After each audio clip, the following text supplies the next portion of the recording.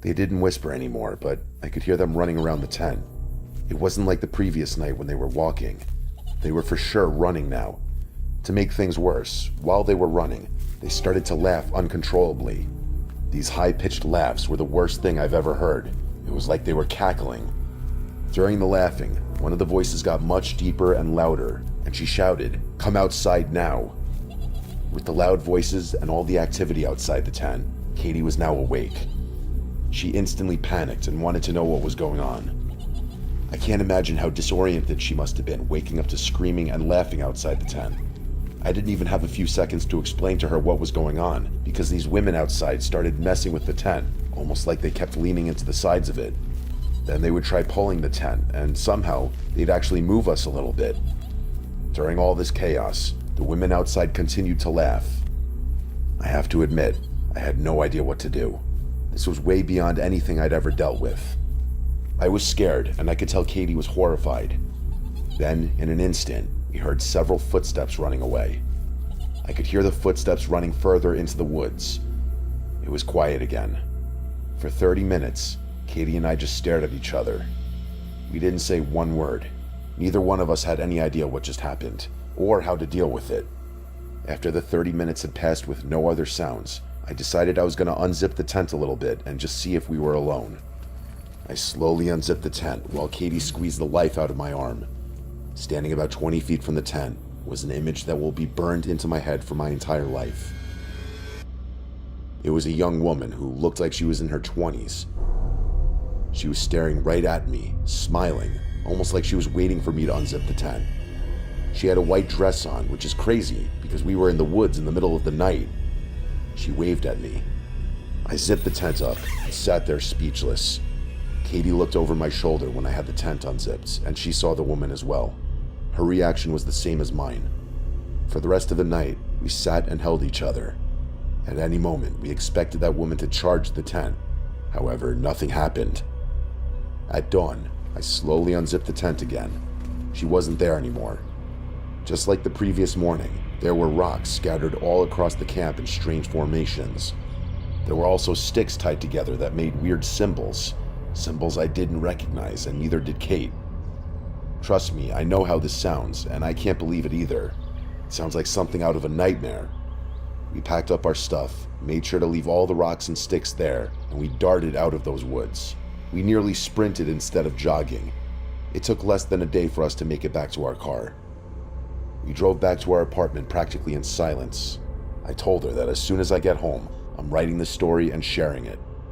As much as we love the woods, I'm in no hurry to go back, especially not those woods.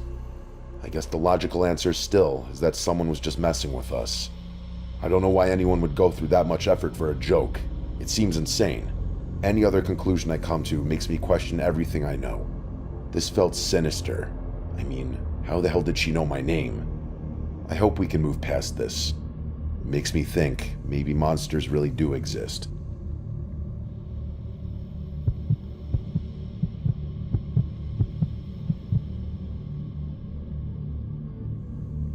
I thought about sharing this story several times throughout the years. I've been sitting on it for a while. I don't talk about it a lot. I guess the main reason I don't like talking about it is that I struggle to fully explain what happened. Every year since we graduated high school, my friends Theo and Carlos, along with me, would spend a weekend in the woods. Something we still do today, even though we're all married now. It's a tradition we started. No matter where life takes us, we always get together at least once and spend quality time together. When we were kids, we loved exploring.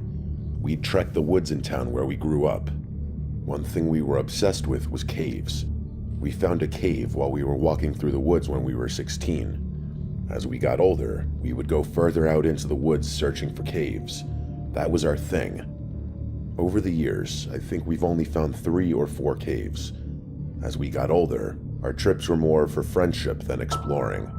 Our little expeditions were safe, and the biggest risk we would have was just wildlife, which, even after all these years, was never an issue for us. One day, while we were together on one of our trips, we stumbled across a cabin that was legitimately in the middle of the woods. We approached the cabin just like every fool in every horror movie that features a rundown cabin in the woods. We were even joking among ourselves that we were in a horror movie cliche. We looked through the windows, and clearly this place was abandoned. It was almost empty inside, except for a few pieces of furniture that were destroyed.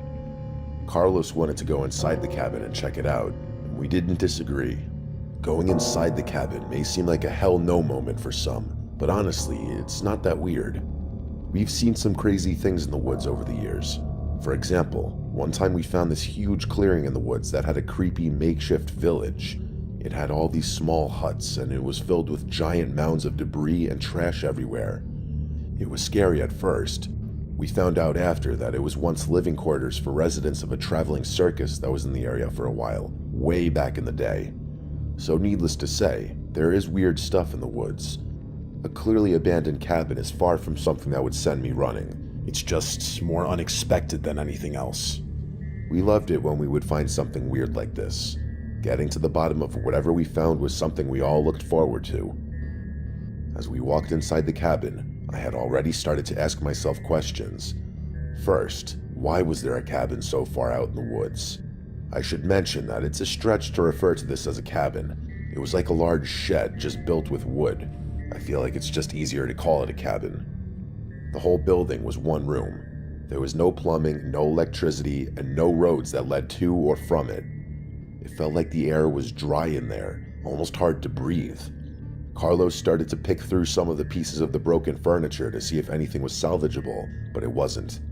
There wasn't much to investigate in there, since it was just a big square. While we were standing there talking, we kept hearing a weird sound we couldn't identify right away, which was weird given how small the cabin was. It sounded like something dragging in the dirt, not a typical noise you hear in a cabin or any other house. The sound was coming from underneath us. The cabin didn't have a basement, at least not one we could see, so hearing this noise was strange. I even put my ear to the floor so I could listen, and while I was down there, it was unmistakably a noise coming from under the floor. I got up and started kicking the broken furniture around, looking for a latch or a small door in the floorboards. In the far left corner of the cabin, underneath some dust and debris, was a rusted handle on the ground. I had to open it and see what was under this cabin.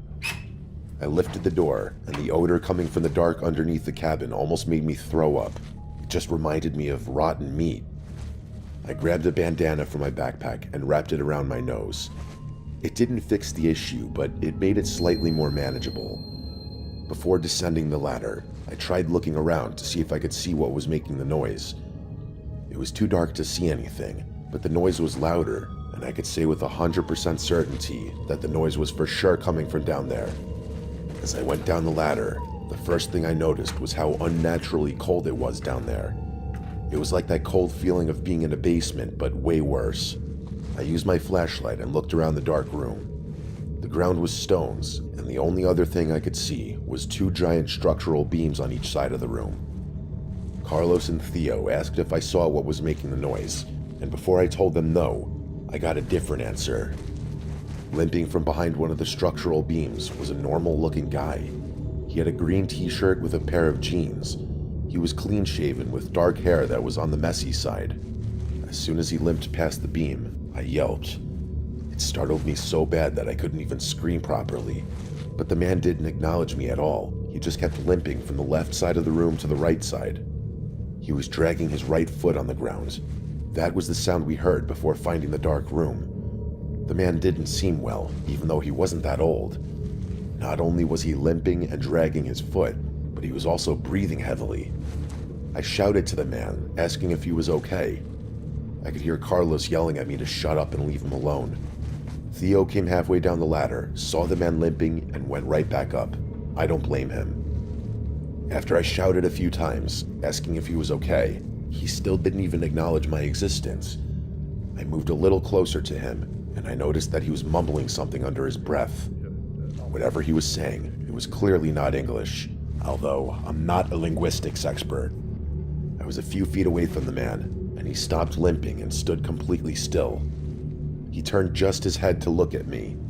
Then he turned the rest of his body. After that, he didn't move. He wasn't mumbling anymore, and he wasn't breathing heavy either. I started to slowly back away and head back toward the ladder.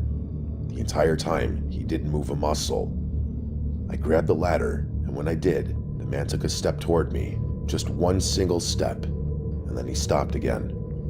Everything about this was terrible. I climbed up the ladder as fast as I could. I told Carlos and Theo we needed to leave.